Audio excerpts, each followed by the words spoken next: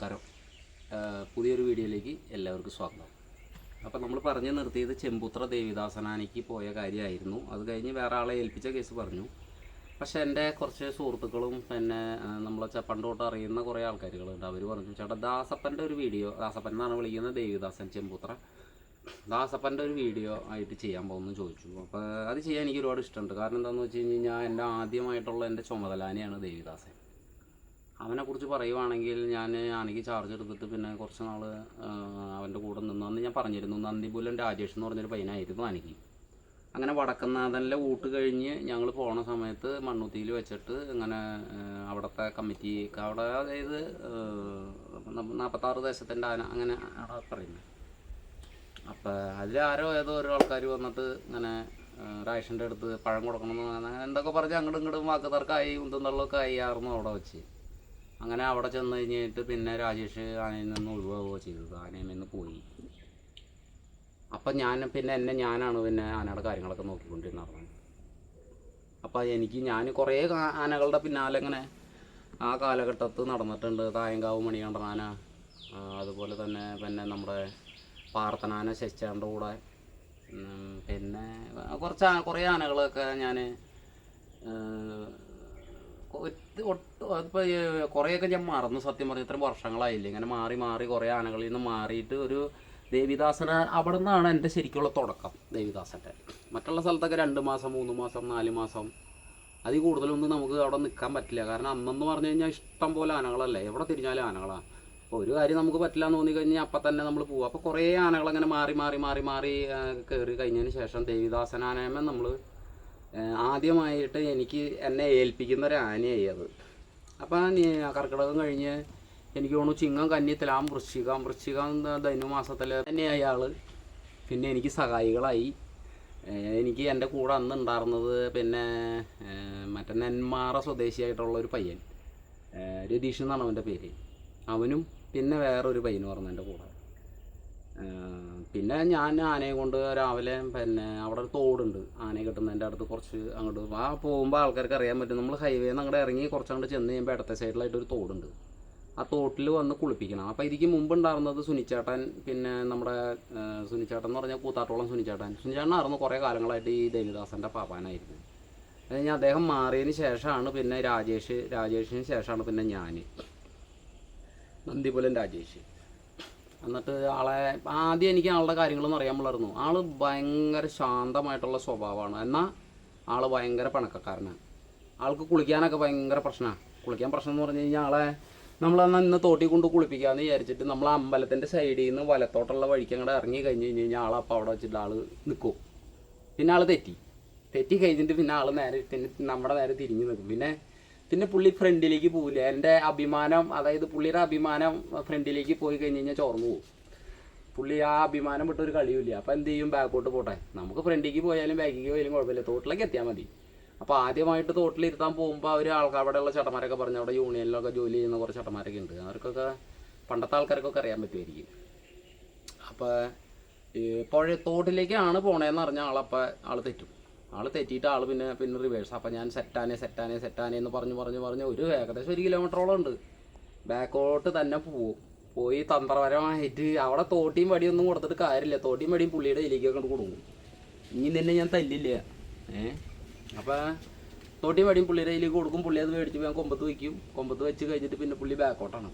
അങ്ങനെ ബാക്കടിച്ച് പോയി തോട്ടിലേക്ക് എത്തി ഒരു പ്രകാരത്തിലൊക്കെ അങ്ങോട്ട് ഇറക്കും. അപ്പോൾ ചങ്ങലയൊക്കെ അങ്ങോട്ടും ഇങ്ങോട്ടും ബാറാക്കി കെട്ടി അങ്ങനെയൊക്കെ ആയിരുന്നു പണ്ട് പുള്ളിനെ ഇരുത്തിക്കൊണ്ടിരുന്നത്. അത് പഴയ ചേട്ടന്മാർക്കൊക്കെ അറിയാൻ പറ്റുള്ളൂ, പുതിയ പിള്ളേർക്കൊന്നും ചിലപ്പോൾ അറിയാൻ പറ്റുന്ന വരില്ല അത്. അപ്പോൾ അവിടെയുള്ള ആൾക്കാരുകൾ ഇങ്ങനെ വന്നിരിക്കും. ഇവൻ തോട്ടിലൊന്ന് കൊണ്ടുവന്ന് ഇരുത്തണമെന്നൊന്ന് കാണണം. അതെന്നാൾ അവരൊക്കെ വിചാരിച്ചിട്ട് ആന തോട്ടിലിരിക്കണം കണ്ടിട്ടില്ല. അപ്പോൾ ഇവനൊന്നും കൊണ്ടുവന്ന് ഇരുത്തണമെന്നൊന്ന് കാണണം എന്നുള്ളൊരു ഭാവത്തിൽ, ഒരു പുച്ഛമായ ഒരു ഭാവത്തിൽ വന്നിരുന്നു.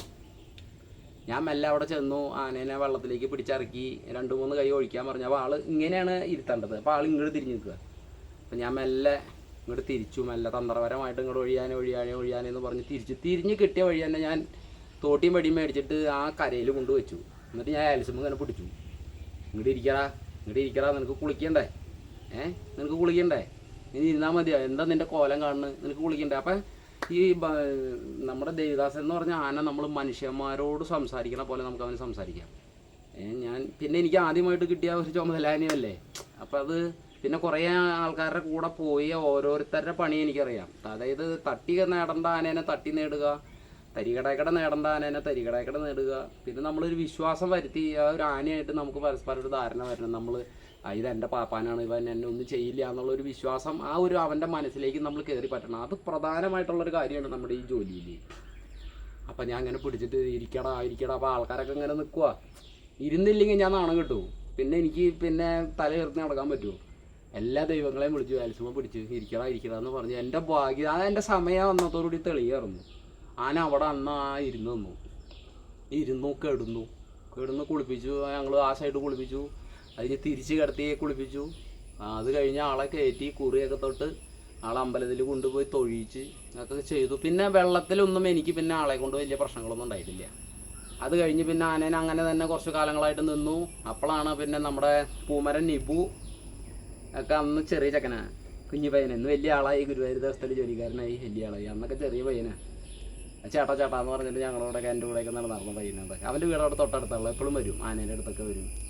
അങ്ങനെ ഞങ്ങൾ അവിടെ അമ്പലത്തിൻ്റെ തൊട്ട് ബാക്കിലായിട്ട് അവിടെ ആലിൻ്റെ ചുവട്ടിലായിട്ട് ഒരു ചായക്കട ഉണ്ടായിരുന്നു. ഇങ്ങനെ ഓലപ്പരയൊക്കെ വെച്ചിട്ട് ബെഞ്ച്, ഒരു റേഡിയോ, അങ്ങനെയൊക്കെ ഉള്ള. അന്ന് ഈ മൊബൈൽ സംവിധാനങ്ങൾ കാര്യങ്ങളൊന്നും ഇല്ല, തീരെ ഇല്ല. മൊബൈലൊക്കെ ഒന്നോ രണ്ടോ ആൾക്കാരുടെ കയ്യിലൊക്കെ കണ്ടു, അത്ര മാത്രമേ ഉള്ളൂ. അത് ഈ നോക്കിയുടെ അത്ര നീട്ടുള്ള കുഴൽ പോലത്തെ സെറ്റില്ലേ, അങ്ങനത്തെയൊക്കെയായിരുന്നു ഇപ്പോൾ കൂടുതൽ കണ്ടിട്ടുണ്ടായിരുന്നു. അങ്ങനെ അവിടെ നിന്ന് അപ്പം ആ ചായക്കടയുടെ ബാക്കിലൊരു വീട് വാടകയ്ക്ക് എടുത്തിട്ട് അവിടെ തന്നെയായിരുന്നു ആന നീരി കെട്ടിയായിരുന്നു. അപ്പം ഞാൻ 2ാം കൊല്ലം നീരി കെട്ടിയത്. ഫസ്റ്റ് കൊല്ലം കെട്ടിയത് ഞാനിപ്പോഴേ ഓർമ്മ വന്ന ഉണ്ണികൃഷ്ണൻ എന്ന് പറഞ്ഞൊരു ചേട്ടൻ്റെ അമ്പലത്തിൻ്റെ അവിടെ നിന്ന് കുറച്ചും കൂടി അങ്ങോട്ട് പോയിട്ട് താളിക്കോട അങ്ങനെ ആ സ്ഥലത്തേക്ക് പോകണം വഴിയിൽ അവിടെ ഇടത്ത സൈഡിലൊരു വീട്ടിലായിരുന്നു ആനേനെ കിട്ടിയായിരുന്നു. എന്നാൽ ആ കൊല്ലം ആന വർഷകാല ചികിത്സയും കാര്യങ്ങളൊക്കെ കഴിഞ്ഞു. നീരി കെട്ടിയിട്ട് ആ വീട്ടിൽ താടമുട്ട ഒലിവി കെട്ടി കഴിഞ്ഞപ്പോൾ ഞാൻ അവിടെ ഓല കൊണ്ടൊരു ഷെഡൊക്കെ ഉണ്ടാക്കി. അപ്പോൾ 2 മാസത്തോളം ഞങ്ങൾ നീരിൽ ഞാൻ തന്നെയാണ് ആനേനെ കാര്യങ്ങളൊക്കെ ചെയ്തുകൊണ്ടിരുന്നത്. അപ്പോൾ ആന എന്നെ ഓടിക്കുകയോ ഒന്നും അങ്ങനെയുള്ള പ്രശ്നങ്ങളൊന്നും ഇല്ലായിരുന്നു എനിക്ക്. ഇതിനെ നീരിൽ ഒലിവിൽ അഴിച്ചിട്ട് നടന്നുകൊണ്ടിരുന്ന ആനയാണ്. അവിടെ ചാണാശ്ശേരി എന്ന് പറഞ്ഞ സ്ഥലത്തൊക്കെ നിൽക്കുന്ന സമയത്ത് ഇതിനെ ഒലിവിലും തടി വലിക്കുകയും മറ്റുള്ള കാര്യങ്ങളൊക്കെ ചെയ്തുകൊണ്ടിരുന്നു. അങ്ങനെ പ്രശ്നങ്ങളൊന്നും ഉള്ള ആനയല്ല ദേവദാസപ്പൻ. അങ്ങനെ അവിടെ നിന്ന് നീരി കെട്ടി ഒലിച്ച് കഴിഞ്ഞപ്പോൾ ഞാനന്ന് ചെറിയ പയ്യനല്ല, എനിക്ക് അധികം പ്രായമൊന്നുമില്ല. ഒരു 16-17 വയസ്സൊക്കെ ഉള്ളൂന്ന് വിചാരിക്കുന്നു. കറക്റ്റ് ഡേറ്റ് എനിക്ക് മറ്റേ സമയം എനിക്ക് ഓർമ്മയില്ല. അപ്പോൾ ഇച്ചിരി കൂടി എന്തെന്ന് പറയുക, ഒരു ചുമതല ഏൽപ്പിക്കാനുള്ള ഒരാൾ ഞാനില്ലാത്തത് കൊണ്ട് കല്ലേറ്റിങ്ങര സുരേഷ് ചേട്ടനെ ആനയ്ക്ക് കൊണ്ടുവരുന്നു. അവർ കമ്മിറ്റിക്കാരോട് കൂടി തീരുമാനിച്ച് എന്നോട് പറഞ്ഞു, സുരേഷ് ചേട്ടനോട് ആനയ്ക്ക് വരേണ്ടത് നിങ്ങൾ 2 കൂടിയിട്ട് കൈകാര്യം ചെയ്തോ, സുരേഷ് ചേട്ടൻ ഉണ്ടെന്ന് പറഞ്ഞു. ഞാൻ പറഞ്ഞു ഒരു കുഴപ്പമില്ല, നല്ല കാര്യം പറഞ്ഞു. അദ്ദേഹത്തിൻ്റെ കൂടെയൊക്കെ നിൽക്കാമെന്ന് പറഞ്ഞാൽ തന്നെ നമുക്ക് അപ്പം നമുക്ക് ആനപ്പണിയൊന്ന് പഠിക്കാം. അപ്പം അത്രയും നാളും ചുമതല എനിക്കാണെന്നുള്ള രീതിയിൽ ഇരുന്നിട്ട് പെട്ടെന്ന് സുപ്രഭാതത്തിൽ ഒരാൾ വരികയാണ് ആനയ്ക്ക്. അപ്പം അന്ന് ആദ്യം ഒരു ബുദ്ധിമുട്ട് വന്നു. അത് കഴിഞ്ഞപ്പോൾ എനിക്ക് തോന്നി, വേണ്ട, നമുക്ക് ആന കൈകാര്യം ചെയ്യാമല്ലോ. നമുക്കിപ്പോൾ ഒരാളും കൂടി ഉണ്ടെങ്കിൽ എന്താ കുഴപ്പം, ആളുടെയും കൂടി അറിവ് നമുക്ക് കിട്ടും. ഈ ആനയെ കൈകാര്യം ചെയ്യുമ്പോൾ ആളുടെ അറിവും കൂടി നമുക്ക് കിട്ടും. എന്നാൽ ആളെ നിർത്താം. അങ്ങനെ ഞങ്ങൾ ശരി എന്നാൽ ഒന്നിച്ച് നിൽക്കാമെന്ന് പറഞ്ഞു. അങ്ങനെ ദിവസത്തിൽ ഏൽപ്പിച്ചു. അങ്ങനെ നീതി അഴിക്കേണ്ട ദിവസമായി കഴിഞ്ഞപ്പോൾ സുരേഷ് ചേട്ടനോട് പറഞ്ഞു, നമുക്ക് കഴിക്കാം ശരി എന്ന് പറഞ്ഞു. അപ്പം ഞാൻ വലത്തെ സൈഡിലേക്ക് എന്നെ ആന ഓടിക്കില്ല, ഞാൻ അങ്ങനെ നിൽക്കുക. സുരേഷ് ചേട്ടൻ ഇടത്തെ സൈഡിൽ കൂടെ വന്നിട്ട് വടി എടുത്തിട്ട് ഒരടി കൊടുത്തതും കൊമ്പത്ത് ചങ്ങല അങ്ങനെ കയറ്റിയിട്ട് ടൈ കാട്ടു. ചങ്ങല ഓടി, എല്ലാവരും ഓടി. ഞാൻ ആദ്യം ഓടി, സുരേഷ് ചേട്ടൻ ആ വഴിക്ക് ഓടി. പിന്നെ അത് ആ സമയത്ത് തുടങ്ങി ഇതിങ്ങനെ കാണിക്കാൻ തുടങ്ങി. അപ്പം എന്നോട് പറഞ്ഞു, കയറി പിടിക്കടാന്ന് പറഞ്ഞു. അപ്പം എൻ്റെ ഭാഗത്തേക്ക് ആന ചങ്ങല പൊട്ടിച്ചിട്ട് ശരിക്കും പറഞ്ഞു കഴിഞ്ഞാൽ ആ ചങ്ങല കൊമ്പത്ത് കോരിയിട്ട് ആന വലത്തെ സൈഡിലേക്ക് വരുന്നത് ചെയ്യാനാണെന്നുണ്ടെങ്കിൽ ഞാൻ തീർന്നു. എനിക്ക് അത്രയും ഗ്യാപ്പിൽ ഞാൻ നിൽക്കണേ. പക്ഷേ ആന പോയത് ഇടത്തെ സൈഡിലേക്കാണ്. പക്ഷെ എന്നാലും ഞാൻ ഓടാണ്ട് വേറെ നിവൃത്തിയില്ല. കാരണം ചങ്ങല നീരിൽ നിൽക്കണ ആന ചങ്ങല പൊട്ടിച്ച് നമ്മുടെ നേരെ ഓടി വന്ന പിന്നെ നമ്മൾ എന്ത് ചെയ്യും? അങ്ങനെ ആ ഒരു ചങ്ങലേമേ പുള്ളി കടന്ന് പിന്നെ അങ്ങനെ കളി തുടങ്ങി. അപ്പോഴത്തേക്കും കമ്മിറ്റിയിലുള്ള ആൾക്കാർ വന്നു, കാര്യങ്ങളൊക്കെ വന്നു. അപ്പോൾ നമ്മുടെ അവിടുത്തെ പിള്ളേർ സെറ്റുകൾ കുറച്ച് ആൾക്കാരുണ്ട്, റിൻഡോ, സിൻഡപ്പൻ, അങ്ങനെ കുറച്ച് ആൾക്കാർ, ജയൻ, കണ്ണൻ, അങ്ങനെയുള്ള കുറേ പിള്ളേരുകളൊക്കെ അവിടെ ഉണ്ട്. അവർക്കൊക്കെ വീഡിയോ കാണുമ്പോൾ ഏകദേശമൊക്കെ മനസ്സിലാവും. പിന്നെ പണ്ട് കാലത്തെ നമ്മുടെ അമ്പലത്തിൻ്റെ അവിടുത്തെ ചേട്ടന്മാരൊക്കെ ഈ വീഡിയോ കാണുന്നുണ്ടെങ്കിൽ നിങ്ങൾക്ക് കാര്യങ്ങൾ അറിയായിരിക്കുമല്ലോ അല്ലേ. അപ്പോൾ അത് നിങ്ങൾ കമൻറ്റിൽ വന്ന് രേഖപ്പെടുത്തിക്കോളൂ. അപ്പം അവിടെ നിന്ന് പിന്നെ ഞങ്ങൾ സുരക്ഷയോട് പറഞ്ഞു ഇനി വേറെ മാർഗ്ഗമില്ല എന്ന് പറഞ്ഞു. അങ്ങനെ ഞങ്ങൾ കുറുക്കൊക്കെ ഇട്ട് ആനയെ പിടിച്ച് കെട്ടിയ ഒരു പ്രകാരത്തിൽ ആനയെ ഇരുത്തി ഈ കാര്യങ്ങളൊക്കെ ചെയ്തു. അത് കഴിഞ്ഞ് പിന്നെ അവിടെ നിന്ന് ആനയെ മാറ്റി പിന്നെ വേറൊരു സ്ഥലത്തേക്ക് കെട്ടിയിട്ട് സുരേഷേട്ടൻ എന്തോ ഒരു തൃപ്തി കുറവ്. സുരേഷേട്ടൻ എന്നോട് ഇങ്ങനെ പറഞ്ഞു, എടാ മോനെ നിനക്ക് ആന നല്ല സീറ്റിങ്ങാണ്, നിനക്ക് ആന നല്ല വഴിയുണ്ട്. കാരണം ഞാൻ ഈ നീര് കെട്ടണ വരെ ഡെയിലി കഴുക്ക് നല്ല പട്ട വെട്ടി കൊടുക്കണു, ആനയ്ക്ക് തിന്നാൻ വാങ്ങി കൊടുക്കണു, അങ്ങനെയൊക്കെ ആയിട്ട് ആനയായിട്ട് ഞാൻ ഭയങ്കര ബന്ധം. അപ്പം സുരേഷേട്ടൻ അത് മനസ്സിലായി. സുരേഷേട്ടൻ അവരോട് കമ്മിറ്റിക്കാരോട് പറഞ്ഞു. അന്ന് അവിടുത്തെ പ്രസിഡൻ്റായിട്ടിരുന്നത് എനിക്ക് തോന്നുന്നു ഒരു സുരേഷ് മാഷ് എന്നാണ് തോന്നുന്നു. പിന്നെ സെക്രട്ടറി ആയിട്ടിരുന്നത് നമ്മുടെ ഗിരിചേട്ടൻ, പോലീസിലുള്ള ഗിരിചേട്ടനാണെന്ന് എനിക്ക് തോന്നാതെ അത് തന്നെയാണ് അവരൊക്കെയായിരുന്നു. അപ്പോൾ അവർ പറഞ്ഞു സുരേഷേട്ടൻ വീട്ടിൽ പോയിട്ട് വരാമെന്ന് പറഞ്ഞിട്ട് പിന്നെ സുരേഷേട്ടൻ വന്നില്ല. അത് കഴിഞ്ഞപ്പോൾ അവർ പറഞ്ഞു ബിനുവിന് ആന കൈകാര്യം ചെയ്യാൻ പറ്റുമോ, പറ്റിയ ആൾക്കാരെ വെച്ച് ചെയ്യാൻ പറ്റുമോ എന്ന് പറഞ്ഞു. ചെയ്യാൻ കുഴപ്പമില്ല എന്ന് പറഞ്ഞു. അങ്ങനെ പിന്നെ ഞങ്ങൾ അവിടെ അമ്പലത്തിലെ പൂരം എടുത്തു. ആ പൂരവും കാര്യങ്ങളൊക്കെ എടുത്ത് അമ്പലത്തിലെ ചെമ്പുത്ര അമ്പലത്തിലെ പൂരം അത് കഴിഞ്ഞ് പിന്നെ അതിൻ്റെ പിറ്റേ ദിവസം തൊട്ടിട്ട് അതിൻ്റെ പിറ്റേ ദിവസം ഒഴിവുണ്ടായിരുന്നു. 11 മണിയായപ്പോൾ കഴിഞ്ഞു. അതിൻ്റെ പിറ്റേ ദിവസം തൊട്ടിട്ട് പിന്നെ പരിപാടി തൊട്ടു. അന്ന് നമുക്ക് കൂട്ടാനാന്ന് പറയുന്നത് ഒന്ന് മറ്റേ ശ്രീനിവാസനാന, ഞാൻ പണിക്ക് ഇറങ്ങിയെന്ന് പറഞ്ഞാൽ എൻ്റെ നാടുകെട്ടിൻ്റെ ശ്രീനിവാസനാന, പിന്നെ തിരുവാണിക്കാവ് രാജഗോപാലനാന, പിന്നെ ദേവിദാസനാന. ഇത് 3 ആനയും ഒരു കൂട്ടാണ്. ആ കൂട്ട് ഞങ്ങൾ ഇങ്ങനെ ഒന്നിച്ച് പാലക്കാട് ഭാഗത്തേക്ക് ഇങ്ങനെ 3 ആനയും കൂടി നടന്നു. ശ്രീനിവാസൻ നടക്കാനൊക്കെ ഇത്തിരി പതുക്കെയാണ്. ശ്രീനിവാസൻ ഇങ്ങനെ മെല്ലെ ആടി വരുള്ളൂ. മറ്റേ തിരുവാണിക്കാവാൻ്റെ ജെറ്റ് പോലെ പോകും.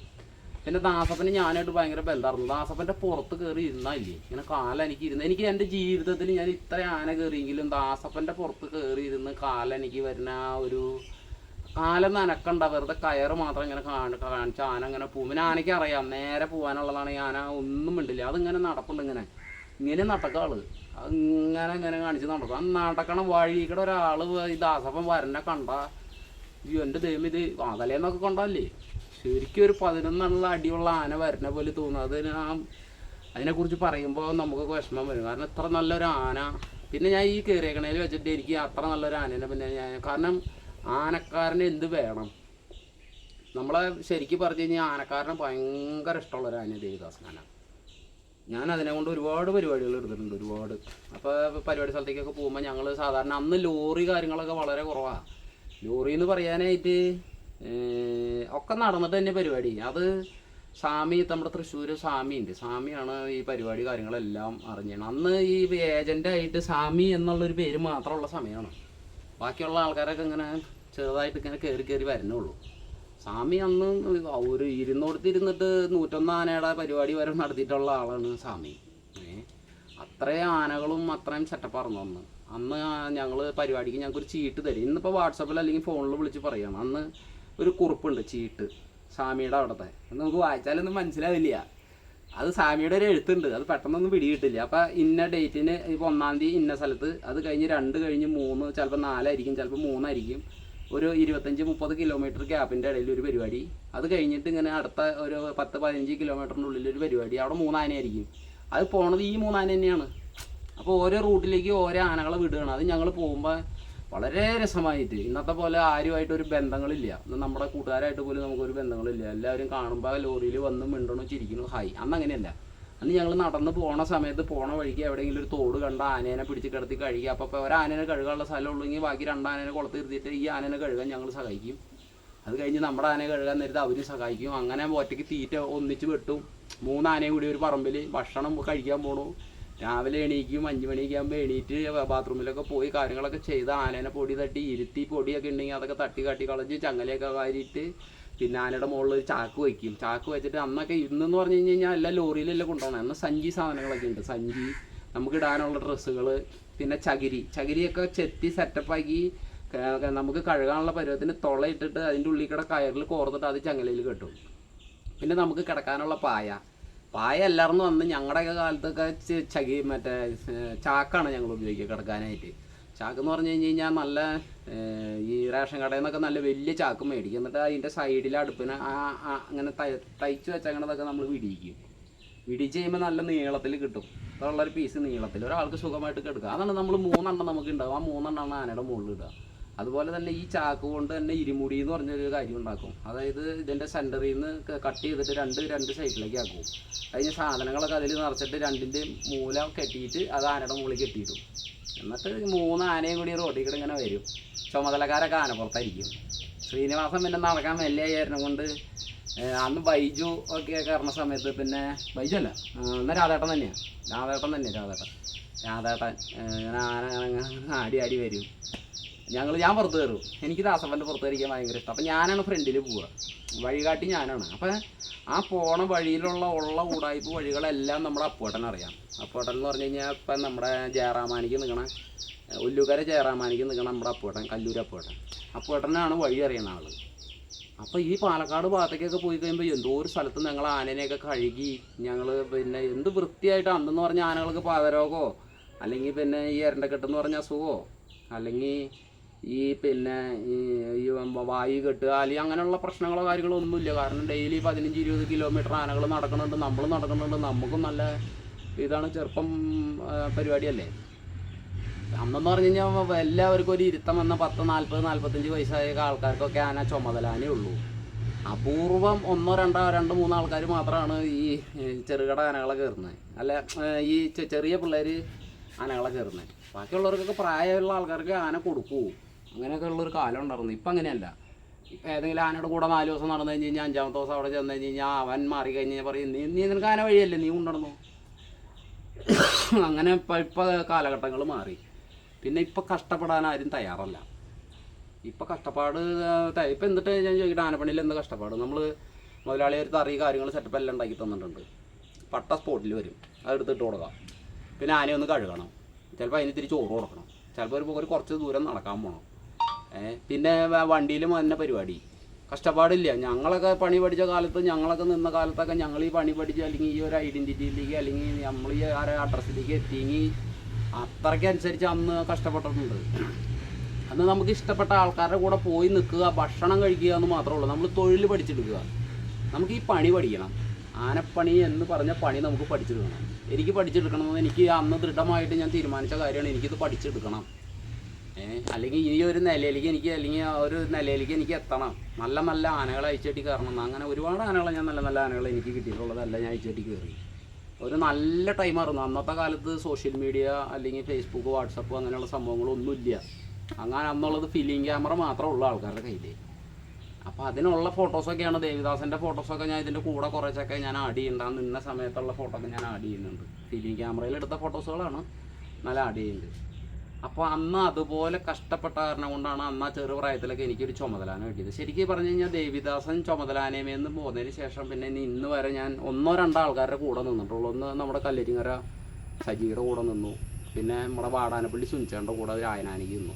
അങ്ങനെ 2 ആൾക്കാരുടെ കൂടെ മാറി. ബാക്കി കംപ്ലീറ്റ് ഇത്രയും വർഷമായിട്ട് ഞാൻ ചുമതലാന എന്നെ കയറിക്കൊണ്ടിരിക്കുന്നത്. അത് മാതാവിൻ്റെയും ഈശ്വരന്മാരുടെയും പിന്നെ ഞാൻ എന്നെ പണി പഠിപ്പിച്ച ആൾക്കാരെയും ഞാൻ ചെയ്യുന്ന തൊഴിലിനൊരു സത്യസന്ധത ഉണ്ടെന്നുള്ളത് കൊണ്ട് മാത്രം ഞാൻ ഈ തൊഴിലിൽ നിന്ന് പോണത്. അപ്പോൾ ദേവിദാസനെ അങ്ങനെ ഞങ്ങൾ പരിപാടികളൊക്കെ ഏകദേശം 60-65 പരിപാടിയൊക്കെയാണ് ഏറ്റവും കൂടി പോയി അന്നത്തെ കാലത്ത് മാക്സിമം ഒരു ആന എടുക്കുക. 50-60 പരിപാടിയൊക്കെ മാക്സിമം. കാരണം നടന്ന് പോകണ്ടേ. ലോറി എന്ന് പറയാനായിട്ട് ആകെ ഉള്ളത് മനുശ്ശേരി കരിയേട്ടനൊരു മുട്ട വണ്ടി ഉണ്ടായിരുന്നു. ഞാൻ ആദ്യമായിട്ട് ലോറി കയറ്റി പോകുന്നത് ആനയ്ക്ക് ആ വണ്ടിയിലാണ്. അന്ന് സ്റ്റെപ്പൊന്നുമില്ല. ആനേനെ ഈ ലെവലനുസരിച്ച് നിർത്തും. അത് നിർത്തി കഴിഞ്ഞിട്ട് നമ്മൾ ലോറിയിലേക്ക് കയറ്റി. അന്ന് ഇത്ര സെറ്റപ്പ് ഇടക്കഴ അങ്ങനെയുള്ളതൊന്നുമില്ല. ഒരു ഇങ്ങനെ ഒരു കൂടുണ്ടാവും. ആ കൂടിനകത്ത് കയറ്റി നിർത്തും. കഴുത്തിന്ന് 2 കയറങ്ങോട്ട് വലിച്ച് കെട്ടും. അത്രേ ഉള്ളൂ സേഫ്റ്റി. ആ ആനകൾ ആ ബാലൻസ് ചെയ്ത് നിൽക്കും. പിന്നെ അന്നത്തെ വണ്ടി എന്ന് പറഞ്ഞു കഴിഞ്ഞാൽ 100 കിലോമീറ്റർ സ്പീഡിലൊന്നും പോകാൻ പറ്റുന്നില്ല. അത് മാക്സിമം പോയി കഴിഞ്ഞ് കഴിഞ്ഞാൽ ഒരു 20, 30, 40 വിട്ടിട്ട് പോവില്ല ഡ്രൈവർമാർ. കാരണം ആനയ്ക്ക് നിൽക്കണ്ടേ, ബാലൻസ് ചെയ്ത് നിൽക്കണ്ടേ. അത് പണ്ടത്തെ ഫോട്ടോയിലൊക്കെ കണ്ടു കഴിഞ്ഞാൽ മനസ്സിലാവും. മംഗലാകുന്ന അയ്യപ്പനാനയെ കർണാനയൊക്കെ വെറുതെ ഒരു കയറയിൽ മാത്രം കെട്ടി കൊണ്ടുവന്ന കാലങ്ങളുണ്ടായിരുന്നു. അന്ന് പിന്നെ തെച്ചിക്കോട്ട് ആ ആനയ്ക്ക് ഒരു ലോറി ഉണ്ട്. അതിൻ്റെ പേര് ഞാൻ മറന്നു. ഒരു മഞ്ഞ കുട്ടി വണ്ടി, രാമചന്ദ്ര എന്നാണ് എൻ്റെ ഓർമ്മ. പിന്നെ നമ്മുടെ കല്ലേറ്റിങ്ങരയിലുള്ള ഒരു ചേട്ടനൊരു AC ലോറി ഉണ്ട്. അത് ബാസ്റ്റിൻ്റെ ആനകളെ മാത്രം കൊണ്ടുപോയിട്ടിരുന്ന ലോറി. ആ ലോറിയാണ് പിന്നെ നമുക്കൊക്കെ ആവശ്യങ്ങൾക്കൊക്കെ വരിക. പിന്നെ ലോറി എന്ന് പറയാനായിട്ട് വേറെ എനിക്ക് പരിചയമില്ലാത്ത 1-2-3 ആൾക്കാർക്ക് ലോറി ഉണ്ടായിരുന്നു. വാലമാഷക്ക് ഒരു വണ്ടി ഉണ്ടായിരുന്നു തോന്നുന്നുണ്ട്. അങ്ങനെയൊക്കെ ഉള്ളൂ. പിന്നെ അത് കഴിഞ്ഞിട്ട് വണ്ടികളിൽ ആന ലോറി എന്നുള്ളൊരു സംഭവം ഇങ്ങോട്ട് വന്നപ്പോൾ വന്ന വണ്ടിയാണ് പാമ്പാമ്പോട്ട തേവരെന്ന് പറഞ്ഞിട്ട് പാമ്പാമ്പോട്ട ശിവനാനി ഉണ്ടായിരുന്ന അവിടുത്തെ ഒരു ലോറി വന്നു, എസ് ലോറി. പിന്നെ മുകളിൽ വാട്ടർ ടാങ്കൊക്കെ വെച്ച് ആനയ്ക്ക് വെള്ളം വേണമെങ്കിൽ വെള്ളം കുടിക്കാനുള്ള സംവിധാനങ്ങളൊക്കെ ആയിട്ട് അങ്ങനെ ഭയങ്കര സെറ്റപ്പിലൊക്കെ ലോറികൾ വന്നു. പിന്നെ പിന്നെ പിന്നെ കാലങ്ങൾ പോയതിന് ശേഷം പിന്നെ എല്ലാം മുതൽ ഇപ്പം എല്ലാ ആൾക്കാർക്കും വണ്ടിയായി. ആനകളുടെ പോലെ തന്നെ അതിലും ഭംഗിയായിട്ടാണ് വണ്ടികൾ വരുന്നത്. അപ്പം ഞാൻ പറഞ്ഞു വന്നത് എന്താണെന്ന് വെച്ച് കഴിഞ്ഞാൽ പണ്ടത്തെ കാലത്തെ ആനപ്പണി ആ ഒരു കഷ്ടപ്പാട് ഞങ്ങൾക്കത് അനുഭവിച്ച് ആ കഷ്ടപ്പാടൊക്കെ സഹിച്ച് വന്ന കാരണം കൊണ്ട് ഇന്ന് നമുക്ക് ഇങ്ങനെ ഇപ്പോൾ ഒരു വീഡിയോ ചെയ്യാനും അല്ലെങ്കിൽ നിങ്ങളൊക്കെ ആയിട്ട് സംസാരിക്കാനും അല്ലെങ്കിൽ നിങ്ങളോടൊക്കെ എല്ലാവരുമായിട്ട് ഇങ്ങനെ ഇപ്പോൾ ഇടപഴകാനും ഞാൻ പറയുന്ന കാര്യങ്ങൾ നിങ്ങൾ കേട്ടു, നിങ്ങൾ പിന്നെയും പിന്നെയും ചേട്ടാ അത് ചെയ്യാമോ എന്ന് ചോദിക്കുന്നു. നമുക്ക് അറിയുന്ന കാര്യങ്ങളൊക്കെ വെച്ചിട്ടാണ് ഇതൊക്കെ ചെയ്യുന്നത്. എന്നിട്ട് ദേവിദാസനാന ലാസ്റ്റ് പരിപാടികളെല്ലാം കഴിഞ്ഞ് തൃശ്ശൂർ പൂരവും കാര്യങ്ങളൊക്കെ കഴിഞ്ഞതിന് ശേഷം പിന്നെ ഞാൻ അവിടെ നമ്മുടെ ഇടുക്കി രാഹുൽ ഉണ്ടായിരുന്നു. രാഹുൽ അന്ന് എൻ്റെ കൂടെ നിൽക്കുന്ന സമയത്ത് ഞാൻ രാഹുലിനെ ഏൽപ്പിച്ചു. അതെന്നെ കല്ലേറ്റിങ്കര സജി തിരിപ്പിച്ചതാ. നീ വായു അന്ന് സജി ബാസ്റ്റിൻ്റെ വിനയ് ശങ്കറാനെ അയച്ചു. അപ്പോൾ ആ സമയത്ത് എന്നോട് പറഞ്ഞു നീ വായോ നമുക്ക് ഇത് സെറ്റപ്പ് ആക്കാമെന്നൊക്കെ പറയുമ്പോൾ ഞാൻ നോക്കിക്കഴിഞ്ഞപ്പോൾ ഒരു കൊല്ലം എനിക്ക് നിന്നില്ലേ. ഈ വിനയ് ശങ്കർ എന്ന് പറയുമ്പോൾ എനിക്ക് ഇത്തിരിയും കൂടി താല്പര്യമുള്ള ഒരു ആന. നല്ല ആനയല്ലേ, കാണാനൊക്കെ നല്ല പ്ലങ്കി മീഡിയായിട്ട് വിജയേട്ടനും മറ്റേ നമ്മുടെ പ്രേമഞ്ചേട്ടനൊക്കെ ആനേനെ കൊണ്ടുവരണം കാണുമ്പോഴൊക്കെ നമുക്ക് എൻ്റെ പൊന്നെ അതിൻ്റെ അടുത്ത് നിൽക്കാൻ പറ്റിയെന്നൊക്കെ നമ്മൾ വിചാരിച്ചിട്ടുണ്ട്. കാരണം അങ്ങനെ അത്രയും പർവ്വതം വലുത് ആനയാണ്. അപ്പം ഞാൻ അവനെ ഏൽപ്പിച്ചു. അത് കഴിഞ്ഞ് ഞാൻ ഇങ്ങോട്ട് പോന്നു. അത് കഴിഞ്ഞ് ഞാൻ മാറി എങ്ങാണ്ട് എനിക്ക് തോന്നുന്നു ഒരു 10 വർഷമൊക്കെ കഴിഞ്ഞ് 10-12 വർഷമൊക്കെ കഴിഞ്ഞപ്പോഴാണ് തോന്നുന്നുണ്ട് ഞാൻ മരണപ്പെടണേ. ദേവദാസൻ്റെ കാര്യങ്ങൾ പറഞ്ഞാൽ തീരില്ല, ഒരുപാട് കാര്യങ്ങൾ പറയാൻ എൻ്റെ അവനെ കുറിച്ചിട്ട്. അപ്പോൾ അത് പിന്നെ ഞാൻ ഇനി കൂടുതൽ അതിനെ അങ്ങോട്ട് നീണ്ടു പോകണ. പിന്നെ ഞങ്ങളുടെ പഴയ കാലത്തെ കാര്യങ്ങളാണ് ഞാൻ പറഞ്ഞത്. ദേവദാസാനിക്കൊക്കെ നിൽക്കുന്ന സമയത്തൊക്കെ ഞങ്ങൾ നടന്നിട്ടായാലും പട്ട വെട്ടി, അതായത് നടന്ന് പോയി അന്നന്ന് വെട്ടുന്ന പട്ട. അത് ഞങ്ങൾ പോണ സമയത്ത് നല്ല പട്ട നോക്കി കാണുന്ന പട്ട. അതിപ്പോൾ ഇവിടുന്ന് ഒരു 5 കിലോമീറ്റർ അപ്പുറത്ത് ആനേനെ കെട്ടാനുള്ള ഒരു സ്ഥലം കണ്ടുപിടിച്ചിട്ടുണ്ടാവും. അല്ലെങ്കിൽ ആ മുമ്പിൽ പോണ ആൾക്കാർക്ക് അറിയാൻ പറ്റും അവിടെ ഒരു സ്ഥലമുണ്ട്. ആ വഴിക്ക് പോകണോടത്ത് ആനയെ കെട്ടാൻ വെള്ളം കൊടുക്കാൻ എല്ലാത്തിനും സൗകര്യമുണ്ട്. അപ്പോൾ അതൊക്കെ എത്തണേക്ക് മുന്നേ ആയിട്ട് ഒരു പനയുടെ പട്ട വെട്ടും. അല്ലെങ്കിൽ പട്ട വെട്ടി അത് വലിച്ച് വെട്ടി ആനയുടെ സൈഡിൽ കോലുണ്ടെങ്കിൽ കോല്, ഞാൻ കോല് ഉപയോഗിക്കാറില്ല. ആ കോല് അവിടെ ചാരി നിർത്തും. കഴിഞ്ഞിട്ട് ചങ്ങല എടുത്ത് കുളത്തിൽ നിർത്തി അതിനൊരു പട്ട വെട്ടി കഴിയുമ്പോൾ അതിന് 2 പുറം കൈ എടുത്ത് തിന്നാട്ട് കൊടുക്കും. ബാക്കിയുള്ള നല്ല പട്ട നോക്കി വെട്ടി ഇടം മുറിച്ച് കയറ്റി വെച്ച് മെടഞ്ഞ് ഒരു 2 കയർ ഇങ്ങനെ വയ്ക്കും. കയറിന് 2 വട്ടക്കണ്ണിയൊക്കെ ഉണ്ടാക്കും ഞങ്ങൾ. അത് വെച്ചാൽ ആരും ഇല്ലെങ്കിൽ നമുക്ക് ഒറ്റയ്ക്ക് വലിച്ച് മുറുക്കി കെട്ടാൻ പറ്റും അതിന് വേണ്ടിയിട്ട്. അപ്പം അങ്ങനെ കെട്ടി അത് വലിച്ച് അത് താങ്ങിക്കും ആനേനെ കൊണ്ട്. ആന അങ്ങനെ കൊമ്പത്തത് താങ്ങി അതും കൈ പിടിച്ച് ആന നടക്കും. അപ്പോൾ ആനകൾക്ക് സ്പീഡ് കൂടും. ഇത് അവിടെ എത്തിയിട്ട് വേണ്ട ഇതൊന്ന് വെക്കാൻ. അപ്പോൾ അതിന് സ്പീഡിൽ പോയി അവിടെ ചെന്ന് സ്ഥലമൊക്കെ നോക്കി. ഞാൻ എപ്പോഴും ഒറ്റത്തറയ്ക്ക് കെട്ടാൻ പറ്റിയ സ്ഥലം നോക്കുള്ളൂ. ദാസപ്പന അധികം ദാസപ്പന മാത്രമല്ല ഒരുമാതിരിപ്പെട്ട എല്ലാ ആനേനെയും ഞാൻ ഒറ്റത്തറയ്ക്ക് തന്നെ കെട്ടാറ്. പിന്നെ കുറച്ച് ആനകളെ മാത്രമാണ് നമുക്ക് വറാക്കി കെട്ടേണ്ട സാഹചര്യം. അപ്പോഴൊരു കയറുകൊണ്ട് തടഞ്ഞുകൊള്ളുള്ളൂ. അവറ്റകൾ സ്വാതന്ത്ര്യമായിട്ട് നിന്നോട്ടെ. പിന്നെ നമ്മൾ തിരിച്ചു വരുമ്പോൾ നമ്മൾ ഓടിക്കുമ്പോഴല്ലേ, ഓടിക്കുമ്പോൾ നമുക്ക് എങ്ങനെയെങ്കിലും കഴിച്ചു കൊണ്ടുവരാന്നേ.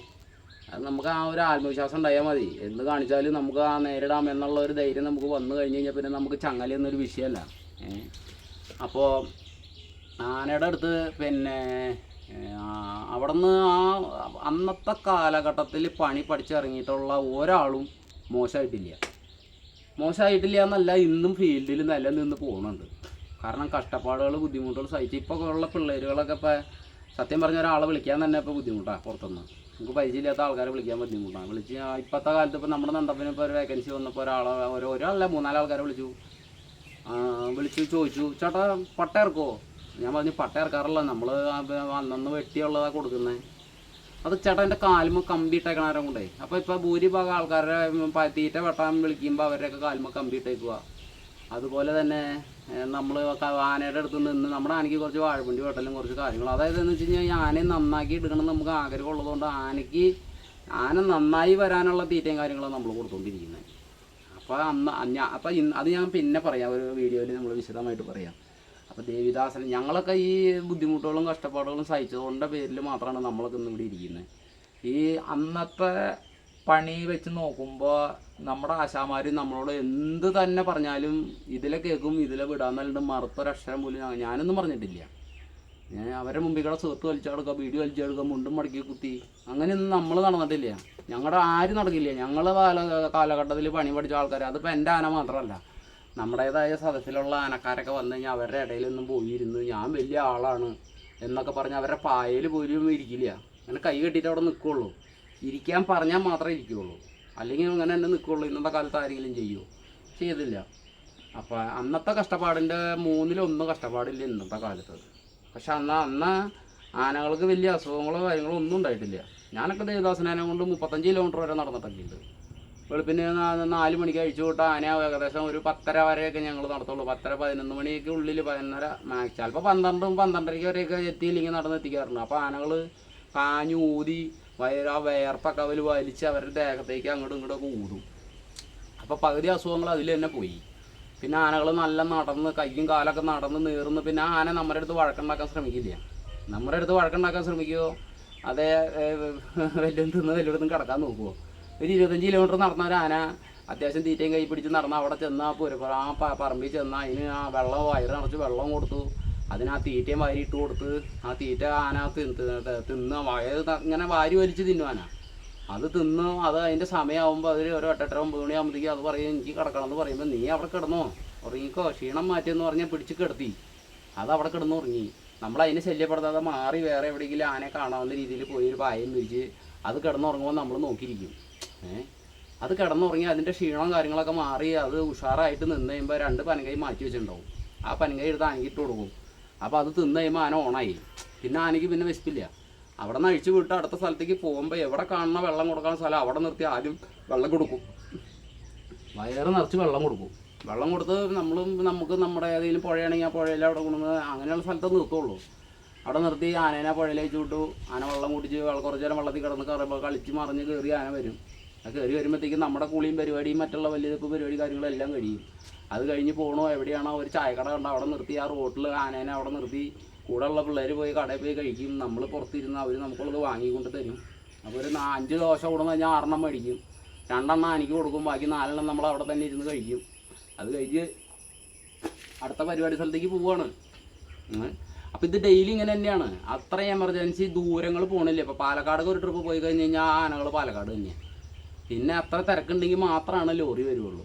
ഞാനൊക്കെ ദേവദാസനാണെങ്കിൽ നിങ്ങളുടെ സമയത്ത് ഒരു കൂടി പോയി ഒരു 5 പ്രാവശ്യം ലോറി കയറ്റിയിട്ടുണ്ടാവും. പക്ഷേ ഇപ്പോൾ ഈ ആനയ്ക്കൊക്കെ എന്ന് പറഞ്ഞു കഴിഞ്ഞാൽ ഞാനിപ്പോൾ അതിന് ശേഷം ഇപ്പോൾ കുറേ കാലങ്ങളായിട്ട് ഞാൻ പിന്നെ കുറച്ച് കാലം അഴിച്ച ആനകൾക്കൊക്കെ അവർക്ക് സ്വന്തമായിട്ട് വണ്ടികളുണ്ടായിരുന്നു. പിന്നെ നടക്കേണ്ട ആവശ്യം വരുന്നില്ല. പിന്നെ ഇപ്പം ഈ ആനയാണ് പിന്നെ ആ പാർവതി ആന കിട്ടി കഴിഞ്ഞപ്പോൾ എൻ്റെ പാർവാന അതിന് അത്യാവശ്യം ഞാൻ നടക്കുമായിരുന്നു ഡെയിലി. കാരണം അത് എൻ്റെ ഇഷ്ടത്തിനുള്ള പണിയാണ് ഞാൻ ചെയ്യുന്നത്. എനിക്കറിയാം എന്നോട് പറഞ്ഞേക്കണത് നമുക്ക് ഫുൾ സ്വാതന്ത്ര്യം തന്നേക്കുക.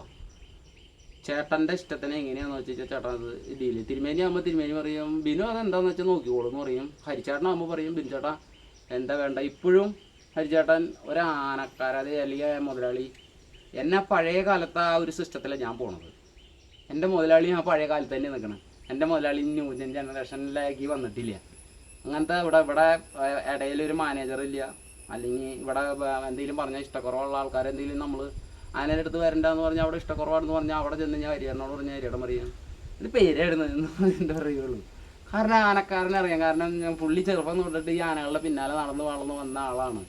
പുള്ളിക്ക് ഒന്നും പറഞ്ഞു കൊടുക്കേണ്ട ആവശ്യമില്ല. അപ്പം ഞാനൊക്കെ ഇപ്പോഴും പഴയ സിസ്റ്റത്തിലേക്കാണ് പോയിക്കൊണ്ടിരിക്കുന്നത്. ഇനി ഈ പറഞ്ഞ പോലെ ഈ സഞ്ചി അതുപോലെ തന്നെ ചകിരി പിന്നെ ഈ പട്ട താങ്ങിയിട്ടുള്ള വരവ് കാര്യങ്ങൾ ഇതെല്ലാം പുറകെ ഞാൻ എൻ്റെ ചാനലിൽ കൂടെ തന്നെ നിങ്ങളെ കാണിച്ചു തരും. പഴയ കാലത്ത് ആനകളെ കൊണ്ട് നടന്നതും നടക്കണത് നമ്മൾ പോകണു റെസ്റ്റ് എടുക്കണു. അപ്പം ഞാൻ ഈ പ്രാവശ്യം ആനയെ കൊണ്ട് അത്യാവശ്യം കുറച്ച് നടന്നുള്ള കാര്യങ്ങളൊക്കെ ചെയ്യാൻ തീരുമാനിച്ചിട്ടുണ്ട്. ലോറിയിൽ മാത്രം നടന്നാൽ പോരല്ലോ. അപ്പോൾ അതൊക്കെ ഞാൻ വഴിയെ ഒരു വീഡിയോ ആയിട്ട് നിങ്ങൾക്ക് കാണിച്ചു തരാം. അപ്പോൾ ദാസപ്പൻ്റെ കാര്യങ്ങൾ ഇങ്ങനെ 2-3 ആൾക്കാർ എന്നോട് സ്നേഹമുള്ള അല്ലെങ്കിൽ എന്നോട് ഇഷ്ടമുള്ള 2-3 ആൾക്കാർ ചേട്ടാ ദാസപ്പനെ കുറിച്ച് ഇത്രയെങ്കിലും കാര്യങ്ങളൊക്കെ ചേട്ടാ അറിയണമെന്നെങ്കിലും ഒന്ന് പറയണോട്ടോ എന്ന് പറഞ്ഞു. എനിക്ക് ഒരുപാട് ഇഷ്ടമുള്ള അറിയുന്നു. ചെമ്പൂത്ര ദേവിദാസനാന ഇപ്പോഴത്തെ ഭഗവതിയുടെ കാര്യം കൊണ്ട് അവിടെ നിന്ന് തുടങ്ങി ഇന്ന് ഈ നിമിഷം വരെ ഒരു കുഴപ്പങ്ങളും ഇല്ല. ഇന്ന് വരെ ഈ പണി കൊണ്ട് നടന്നിട്ട് ഒരു വിരൽ മുറിഞ്ഞിട്ടില്ല. അത്ര ആനകൾ കയറി ഒരു ബുദ്ധിമുട്ടും ദൈവം സഹായിച്ചിട്ട് ഇന്ന് ഈ നിമിഷം വരെ ഉണ്ടായിട്ടില്ല. നാളെ ഒന്നും ഉണ്ടാവാതിരിക്കട്ടെ.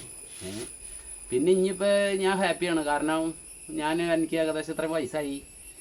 ഏകദേശം ചെയ്യേണ്ട കാര്യങ്ങളൊക്കെ ചെയ്ത് തീർത്തു. ഇനിയൊക്കെ ദൈവത്തിൻ്റെ വിധി. അത് എന്ത് വന്നാലും അത് അതുപോലെ ഇരിക്കട്ടെ. ദൈവം എന്താണോ നിശ്ചയിച്ചേക്കണം അതുപോലെ സംഭവിക്കും. ഞാൻ എന്തായാലും ഈ പണി തുടരാമെന്നാണ് എൻ്റെ തീരുമാനം. അപ്പോൾ ആ വഴിയെ ഞാൻ കയറിയിട്ടുള്ള വേറെയും കുറച്ച് ആനകളൊക്കെ ഞാൻ കയറിയിട്ടുണ്ട്. കുറച്ച് ആൾക്കാർക്ക് എന്താണെന്ന് വെച്ച് കഴിഞ്ഞാൽ ഞാൻ ഈ 2-3 ആനകളെ മാത്രം അല്ലെങ്കിൽ 3-4 ആനയ്ക്ക് മാത്രമേ വന്നിട്ടുള്ളൂ എന്നാണ്. ഞാനൊരു 16-17 വയസ്സായപ്പോൾ തൊട്ടിട്ട് ചുമതലാന കയറാൻ തുടങ്ങിയിട്ട് ഏകദേശം ഇപ്പോൾ 10-40 വയസ്സ് കഴിഞ്ഞ് 41 ആവാറായി. ഇത്രയും കാലമായിട്ടും ചുമതലാനകൾ തന്നെ കയറിക്കൊണ്ടിരിക്കുന്നു. ഒരാന അല്ലെങ്കിൽ ഒരാന, ഒരാന ഇല്ലെങ്കിൽ ഒരാന. പക്ഷേ സോഷ്യൽ മീഡിയയിലൊന്നും അന്ന് ഞാൻ അത്ര ആക്റ്റീവ് അല്ലായിരുന്നു. അല്ലെങ്കിൽ അന്ന് സോഷ്യൽ മീഡിയ അല്ലെങ്കിൽ മറ്റുള്ള കാര്യങ്ങളൊന്നും ഇല്ലാത്ത കാലഘട്ടങ്ങളിലുള്ള ആൾക്കാർക്ക് ഞാൻ ഈ പറഞ്ഞ കാര്യങ്ങളൊക്കെ ഏകദേശം മനസ്സിലായിട്ടുണ്ടാവുമെന്ന് വിചാരിക്കുന്നു. അറിയാത്ത ആൾക്കാർക്ക് സംശയങ്ങളുണ്ടെങ്കിൽ ചോദിച്ചാൽ എന്നോട് ന്യായമായ രീതിയിലുള്ള സംശയങ്ങൾ എന്നോട് ചോദിക്കുക. എൻ്റെ ചാനലിലുള്ള വീഡിയോസിൽ വരുമ്പോൾ എന്നോട് അല്ലെങ്കിൽ ഞാനൊരു വീഡിയോ ചെയ്യുമ്പോൾ ആ വീഡിയോയിലുള്ള സംശയങ്ങൾ എന്നോട് ചോദിക്കുക. അതല്ലാതെ പാമ്പാടി രാജന് എത്ര പൊക്കമുണ്ട്, അല്ലെങ്കിൽ ഈ ആനയാണോ ആ ആനയാണോ വലുത്, അല്ലെങ്കിൽ ആ ആനേനെ കാണാൻ എന്താ അങ്ങനെ ഇരിക്കണം ഇങ്ങനെ ഇരിക്കണമെന്നൊന്നും എന്നോട് ചോദിച്ചു കഴിഞ്ഞാൽ അതിന് ഞാൻ ഉത്തരം പറയില്ല. ഞാൻ ചെയ്ത വീഡിയോയിൽ നിങ്ങൾക്ക് എന്തെങ്കിലും സംശയങ്ങളുണ്ടെങ്കിൽ അതെന്നോട് ചോദിച്ചാൽ എനിക്കറിയാവുന്ന രീതിയിൽ ഞാൻ നിങ്ങൾക്ക് മറുപടി പറയും. പിന്നെ പഴയ കുറേ കാര്യങ്ങളുണ്ട്. നിങ്ങൾ ഇപ്പോൾ ഉള്ള ആൾക്കാർ യൂട്യൂബിലോ അല്ലെങ്കിൽ അങ്ങനെയുള്ള കാര്യങ്ങളൊന്നും വന്ന് പറയാറില്ല. കുറേ BGM കുറേ ഇടിച്ച് മറിച്ചിടലും കുറേ വെട്ടലും മറിക്കലൊക്കെയാണല്ലോ ഇപ്പോൾ മൊത്തത്തിൽ നടന്നുകൊണ്ടിരിക്കുന്നത്. നമുക്ക് അതൊന്നും നമ്മളിൽ നിന്ന് പ്രതീക്ഷിക്കണ്ട. ഞാൻ അങ്ങനത്തെ ഒരു രീതിയല്ല എൻ്റെ ആനയെ കൈകാര്യം ചെയ്യൽ വേറെ രീതിയാണ്. ഞാൻ വഴക്കുള്ള ആനേനെ വഴക്കിൻ്റെ രീതിയിലും വഴക്കില്ലാത്ത ആനകളെ ഞാൻ തന്ത്രപൂർവ്വമാണ് എൻ്റെ കൈകാര്യം ചെയ്യൽ. പിന്നെ എൻ്റെ ശരീരത്തേക്ക് വന്ന് കയറാനുള്ള പണി ഞാൻ എടുക്കില്ല.